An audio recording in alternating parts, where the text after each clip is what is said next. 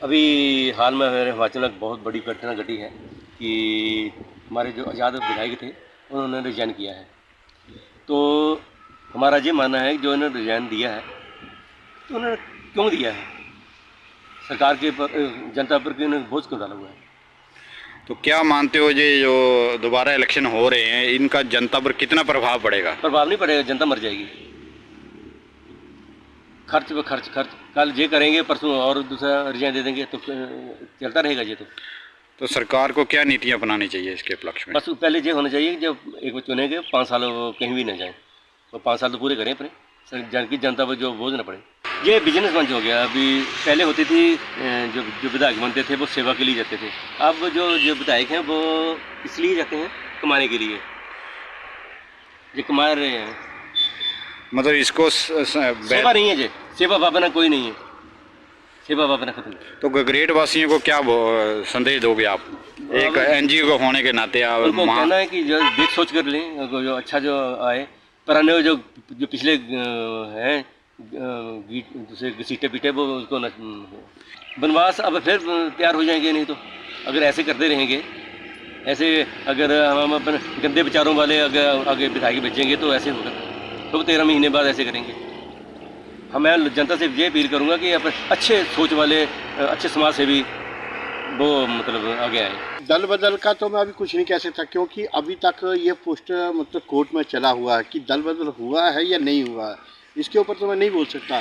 लेकिन जो आज़ाद आज हमने एक ज्ञापन सौंपा माननीय बिशन जी के साथ, तो वहाँ पर हमें समस्या ये आ गई जैसे कि ये 3 विधायकों ने, जैसे होशियार सिंह जी है, KL ठाकुर जी है नालागढ़ से, और एक आशीष शर्मा जी है हमीरपुर से, इन्होंने, ये तो आज़ाद थे, इनको रिजाइन देने की ऐसी क्या आवश्यकता पड़ेगी? सबसे पहली बात तो ये है, क्योंकि अगर एक तो जो देखो दोनों पार्टियों ने अपने अपने एक मैनिफेस्टो बनाया हुआ था कि हम ये नीतियाँ अपनाएंगे, लेकिन आज़ाद जो है लोगों ने उन सबको मतलब दरकिनार कर दिया, और इस चीज़ को ध्यान में रखते हुए उन्होंने आज़ाद लोगों को, इन तीनों को आज़ाद मौका दिया, तो इनके ऊपर बहुत ज़्यादा विश्वास किया। और मैं समझता हूँ कि इन्होंने तीनों ही जो अपने निर्दलीय विधायक हैं, इन्होंने जनता के साथ बहुत बड़ा विश्वासघात किया। तो सर आप क्या मानते हो ये कितना खर्चा आम जनमानस पर? अभी हाल ही में हम देखो औपचारिक रूप से जो न्यूज़ दृष्टि से देख रहे हैं, तो पिछले लोकसभा चुनाव में लगभग 60 लाख करोड़ रुपया खर्चा आया था, और इस बार वो डबल हो जाएगा। हो सकता है कि ये सरकारी तंत्र का खर्चा होगा, मेरे अपने मन के अनुसार जो टीवी न्यूज़ में दिखाया जा रहा है, तो 120 लाख करोड़ खर्चा इस बार आ जाएगा। तो ये सोचो कि अब हिमाचल में जो ये खर्चा आ रहा है, जो सरकारी तंत्र का उपयोग होगा, मतलब अधिकारी यहाँ से वहाँ किए जाएंगे, उनको टीए डीए इत्यादि इत्यादि दिए जाएंगे, तो इन सब पहले ही हमारा हिमाचल प्रदेश हज़ारों करोड़ के नीचे, कर्जे के नीचे दबा हुआ है। हर व्यक्ति जो है कर्जे के नीचे गया हुआ है। तो इन चीज़ों को ध्यान में रखते हुए अब देखो, अगर ये 5 साल पूरे करते तब तो अच्छी बात थी।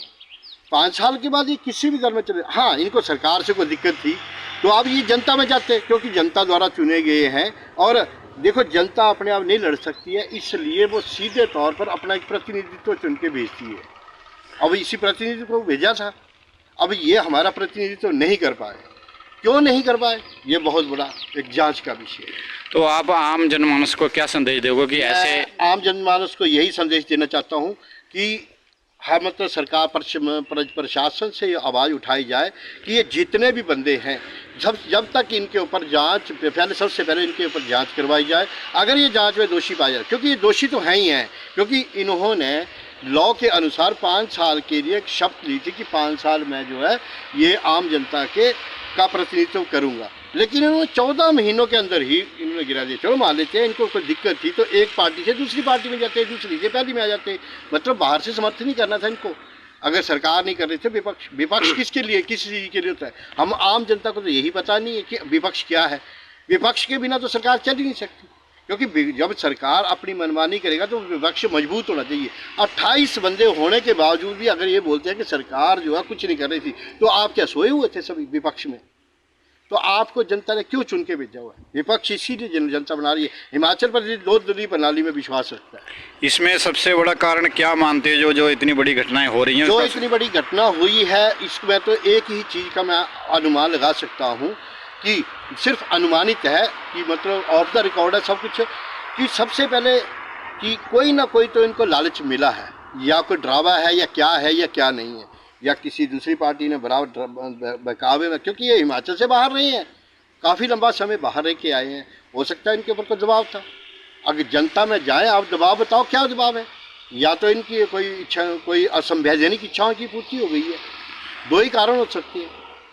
इसके लिए हमें आंदोलन चलाना चाहिए। मैं तो विशेष करके युवाओं से ये अपील करूँगा कि हम देखो हमारे डीएनए में दिक्कत है सबसे बड़ी। सबसे पहले हम मुगलों के गुलाम रहे, फिर अंग्रेजों के गुलाम रहे, लंबे समय से गुलाम। आज मौजूदा समय में युवा पार्टियों का गुलाम हो चुका है। हमें पार्टियों का गुलाम नहीं बनना है, हमें जो है एक व्यक्ति विशेष के पीछे चलना चाहिए, एक अच्छी सोच के पीछे चलना चाहिए।